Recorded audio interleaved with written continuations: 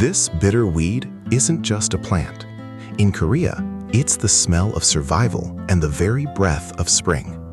Have you ever tasted the earth's resilience? Step back to 1970. Before the skyscrapers, there was the mist, a time when the world was colored in shades of gray and waking green.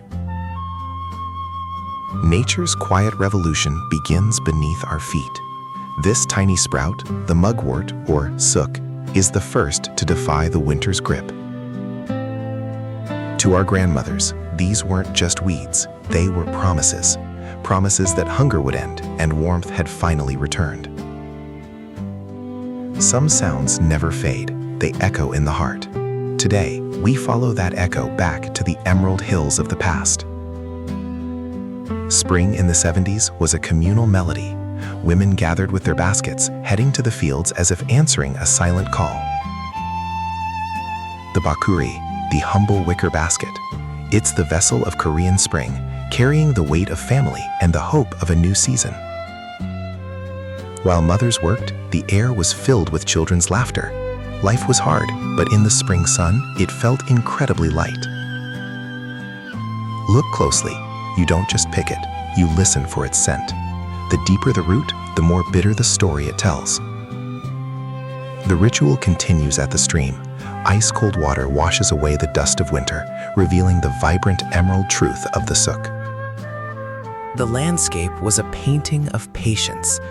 Every tree, every stone waited for this moment, the return of the green.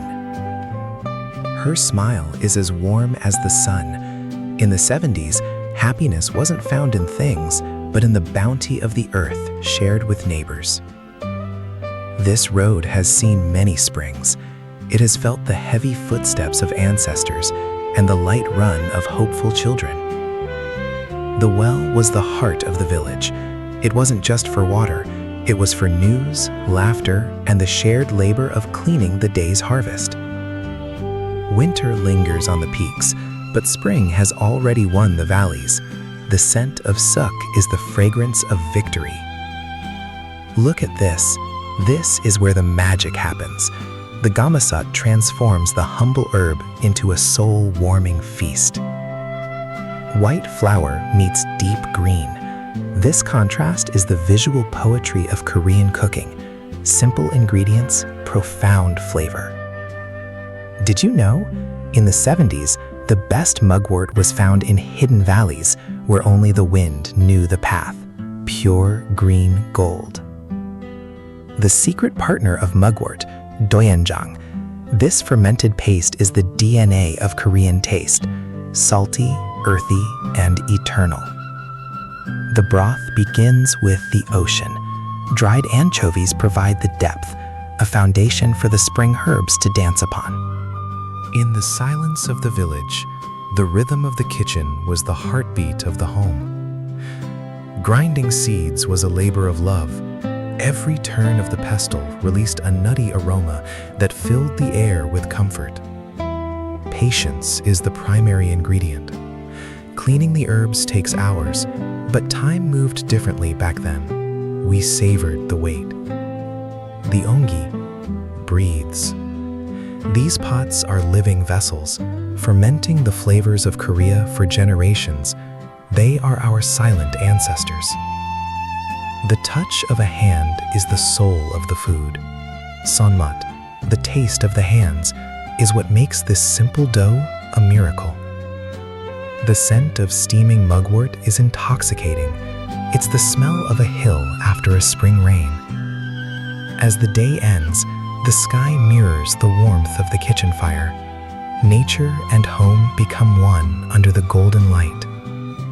This is it, the Ssuk-guk, a humble bowl that holds the entire history of a village. It's warm, bitter, and deeply satisfying. Don't rush.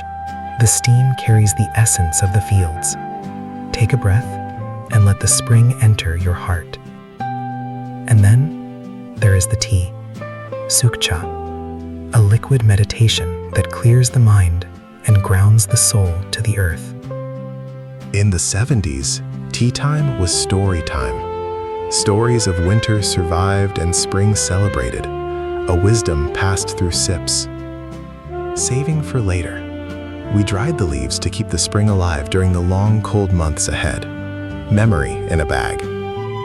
The warmth of the ondol floor and the scent of mugwort in the air. This was the ultimate comfort of a 70s Korean home. Keeping the house clean was a way of respecting the gifts of the season, everything in its place. Life renews itself in every corner. The cycle of the mugwort and the cycle of the farm were harmoniously entwined. Power and grace. Making Ssuk-guk wasn't just cooking, it was a rhythmic performance of strength and community spirit. The joy was simple. A piece of warm rice cake was a treasure more valuable than gold to a hungry child. A fence in the 70s wasn't for keeping people out. It was a bridge to share the harvest. Jung, it flows through food. Respect was the seasoning of every meal. The elders were always served first, their wisdom acknowledged with every bite. Look at the steam. It's the spirit of the earth rising to meet us. This green cake is the heart of Korean resilience. Deep in his eyes, you see decades of springs. He knows that no matter how harsh the winter, the Ssuk will always return. Even the smallest flower has a story. The Ssuk doesn't shout. It whispers of endurance and the quiet strength of the humble. Though the world has changed, the soul of the 70s remains in the scent of the spring hills. It's a bridge between then and now. Even in the bustle of modern Seoul, the arrival of Ssuk in the markets signals a homecoming for the spirit. We cook it exactly as they did, because some flavors are perfect and some traditions are the anchors of our identity. The earth loves us back in the form of these bitter herbs. It's a tough love, a healing love that makes us stronger. The legacy continues. Look for the silver back of the leaf, she says, a secret shared from one generation to the next. Night falls, but the scent of mugwort lingers in the air. It's the invisible thread that ties us to our ancestors' dreams.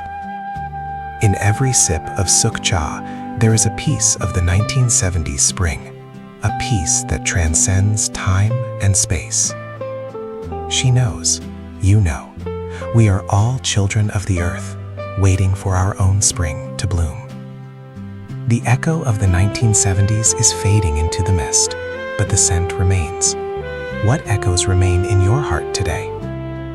Strength isn't always loud.